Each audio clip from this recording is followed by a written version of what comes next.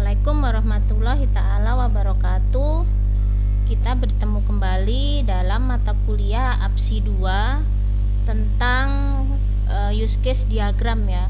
Kita ini udah ke pertemuan ketiga. Jadi di sini saya akan memberikan materi, dan materi ini sudah saya posting di Classroom, silakan di-download. Dan juga materi ini saya pakai untuk 2 kali pertemuan. Jadi ada 2 video di sini ya. Jadi kalau nanti yang di pertemuan 3 ini videonya, yang pertemuan keempat adalah lanjutan dari materi ini. Gitu. Di sini kita membahas tentang use case diagram ya. Kemarin yang di pertemuan kedua kan kita sampaikan bahwa ada empat diagram yang dipakai untuk APSI 2 atau di UML, yaitu adalah use case diagram, class diagram, activity diagram, dan sequence diagram. Kemarin ada juga pertanyaan, kenapa kalau tujuannya satu Bu buat diagram, kenapa kok macam-macam diagramnya? Nah, diagram-diagram ini mempunyai arti masing-masing ya. Jadi kalau nanti kalian skripsi atau nanti kalian membuat studi kasus ataupun sistem studi kasus sistem informasi, itu biasanya ada 4 diagram minimal ya, minimal paling sedikit 3 diagram yang dipakai gitu, terutama untuk skripsi. Nah, jadi dari beberapa diagram itu bisa kita bandingkan, oh kalau use case itu arahnya ke sini, oh kalau nanti kelas diagram arahnya ke sini. Nah, nanti kalau sequence diagram dia arahnya ke sini. Dia ada maksud juga dalam diagram tertentu. Nah, jadi setiap diagram itu ada maksudnya. Nah, di sini yang pertama adalah use case diagram. Nah, sebetulnya kalau UML itu juga banyak kalian temui di mana-mana ya, di internet juga banyak bertaburan materi tentang UML. Nah, di sini adalah use case diagram. Use case diagram ini menggambarkan fungsi yang diharapkan dari sebuah sistem. Yang ditekankan nanti apa yang diperbuat oleh sistem ya, dan bukan bagaimana apa yang dilakukan, mencuri misalkan, mengambil misalkan ya, memakan. Nah, itu yang dilakukan oleh use case. Mempresentasikan sebuah interaksi, nanti ada aktornya dengan sistemnya misalkan sistem informasi perpustakaan. Nah, aktornya mau ngapain? Mau mengambil kah, atau membuang data, atau mendelete, atau merekod. Nah, itu dia kalau use case ya. Karakteristik use case ini bisa nanti kalian dapatkan juga di beberapa literatur. Nggak semua teorinya juga saya paparkan di video ini ya. Ini hanya garis besarnya aja. Kalau use case itu interaksi atau dialog ya. Biasanya di sini kan nanti ada aktornya. Nah, itu lain dengan yang flowchart ya. Kalau di flowchart kan dia tidak ada aktor. Jadi hanya gambar dari simbol-simbol aja. Tapi siapa yang ada di situ itu tidak terlihat objeknya ya. Tetapi tidak menutup kemungkinan flowchart juga dipakai ya. Itu pilihan ya. Istilahnya gini, flowchart jelek daripada UML, tidak seperti itu, tergantung dari pemakaian untuk sistemnya ya. Baru use case diprakarsai oleh aktor ya. Use case menyediakan nilai minimal kepada satu aktor, paling enggak satu aktor yang ada. Jadi dalam sebuah sistem kalau kita pakai use case itu minimal ada satu aktor. Kalau nggak ada aktor kan nggak mungkin, aktor itu orangnya ya. Use case bisa memiliki perluasan yang mendefinisikan tindakan khusus dalam interaksi ya. Ada saat-saat tertentu tindakan khusus interaksinya apa misalkan. Nah, mungkin bisa disisipkan. Use case class memiliki objek use case yang disebut skenario. Jadi sebelum kita menggambarkan dia bentuk use case diagram, kita harus punya namanya skenario. Skenario menyatakan urutan pesan dan tindakan tunggal. Jadi skenario itu kayak kita di sinetron ya, ada skenarionya seperti apa baru aktornya kerja gitu. Jadi kalau nggak ada skenario kerjanya agak susah nanti memprediksi aktor itu mau melakukan apa gitu. Nanti ada contoh studi kasusnya. Nah, ini contoh simbol yang ada di use case ya. Simbol yang ada di use case. Nah, ini bentar ya. Nah, yang pertama adalah aktor. Nah, ini dia gambar aktor itu. ya. Kalau nanti di flowchart kan nggak nampak tuh aktornya apa, langsung dia misalkan start ya, start baru ambil data, baru nanti ada keputusan misalkan. Nah kalau di sini langsung ada aktornya yang mempresentasikan seseorang. Jadi aktor itu seseorang, seperti perangkat nggak harus seseorang ya, bisa perangkat, bisa sistem, bisa pohon, bisa mobil ya, yang penting siapa dia yang dilibatkan di situ. Nah itu dia gambar aktornya seperti ini ya, ada bulat, ada kepala, ada tangan, ada kaki ya. Nah ini ya, baru di sini use case yang kedua. Use case yang pertama aktor, yang kedua use case. Gambar use case nya seperti ini. Ini menggambarkan pola perilaku perangkat lunak aplikasi ya, maksudnya dia mau ngapain dia di sini. Use case nya misalkan mau mengambil, kayak mau dia mendelete atau mengorder ya. Nah di sini dia bentuknya seperti ini, pipih ya. Kalau nanti ini di ERD ada juga ya. Ini kalau di ERD namanya apa di sini? Nah pasti udah tahu ya. Nah yang kedua, yang ketiga adalah relasi pada use case. Ada simbol seperti ini, asosiasi, menghubungkan link antar elemen. Generalization ya seperti ini juga, ada panah ya. Baru nanti ada simbol yang seperti ini namanya communication ya. Jadi gambar use case itu sebetulnya ada banyak bentukannya ya, tapi kan nanti inti dari use case itu kan hanya beberapa simbol. Tetapi kalau nanti sudah masuk ke sistem informasi yang lebih detail atau kompleks, dia kan gambarnya lebih kompleks lagi. Baru yang keempat adalah tipe relasi, stereotype, biasanya seperti ini. Nah biasanya kalau dia use case ada seperti ini nih, include ya, ada extend ya.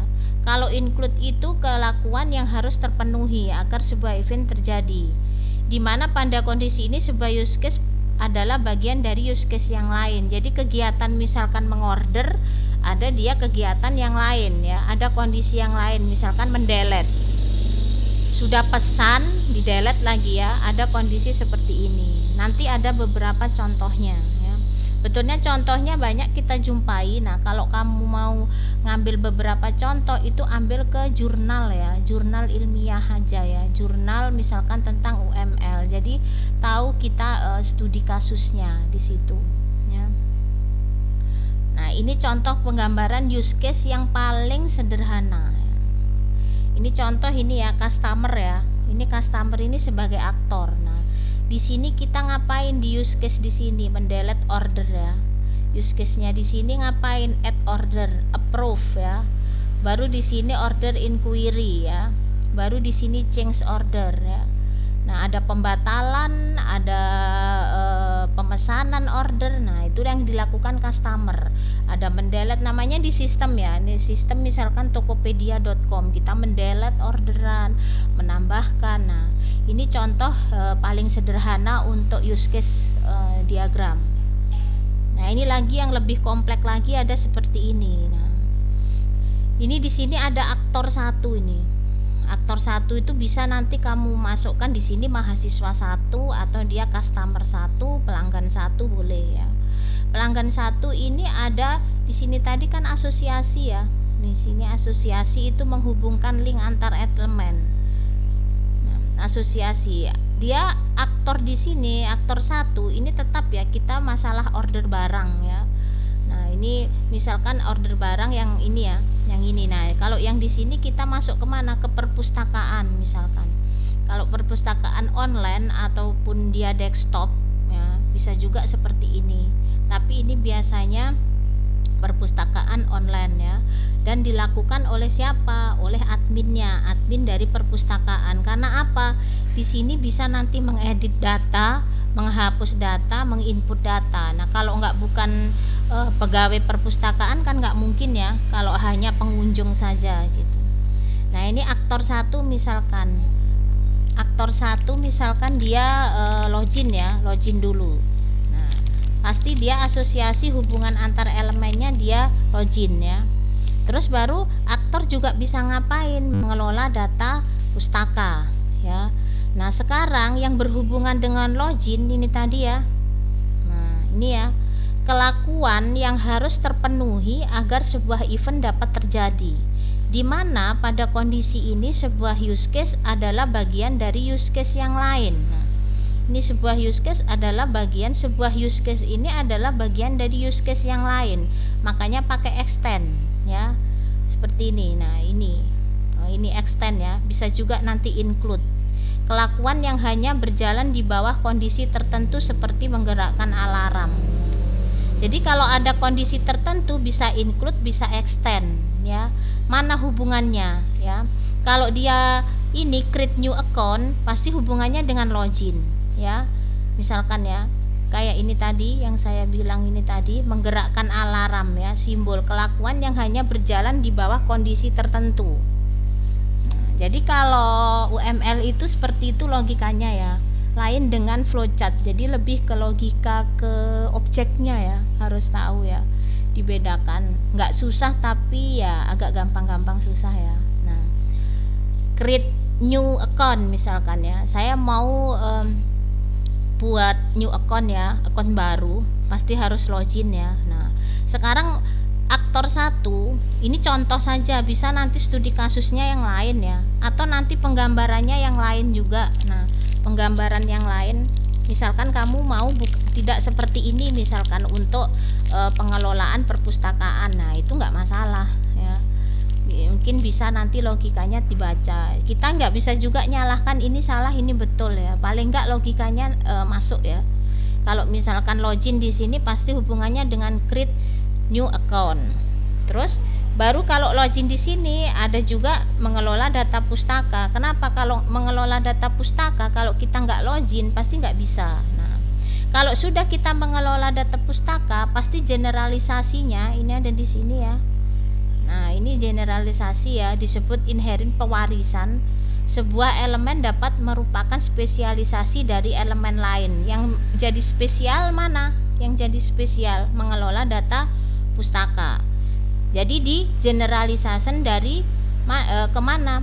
Dari mengedit data pustaka, menghapus data pustaka, menginput data pustaka. Karena apa?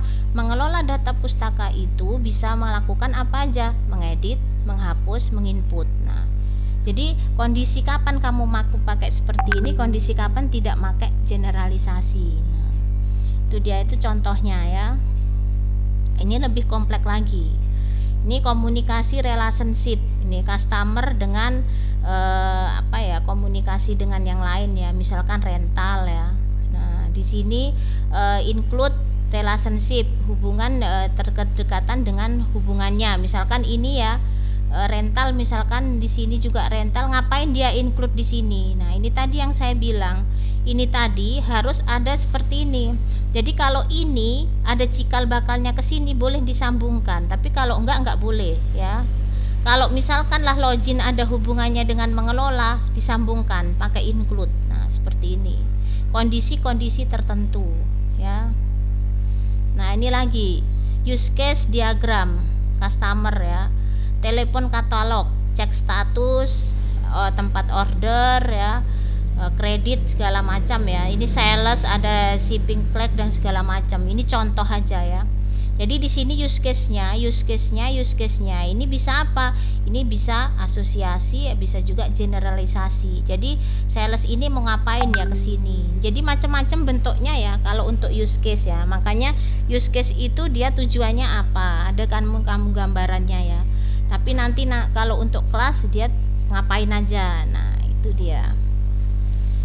Nah, ini contoh lagi seperti ini. Universitas Magic contohnya ya. Di sini ada registrasi, ada pelajar, ada juga mahasiswa ya, ada untuk bagian keuangan. Nah, di registrasi ini ngapain aja? Cek schedule. Di sini registrasi untuk kelas ya. Untuk mahasiswanya ngapain? Dia cek schedule begini dan begini misalkan ya.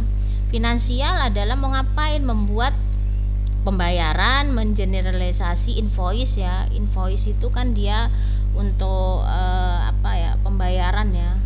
Nah, baru di sini register untuk kelas mau ngapain? Enroll student misalkan. Nah, ada nggak hubungannya dengan register dengan yang lain? Kalau misalkan ada hubungan, tarik ke sini, itulah nanti ada muncul include dan extend ya. include-nya kemari, extend-nya kemari. Nah, itu kondisi-kondisi tertentu. Ini contoh-contohnya.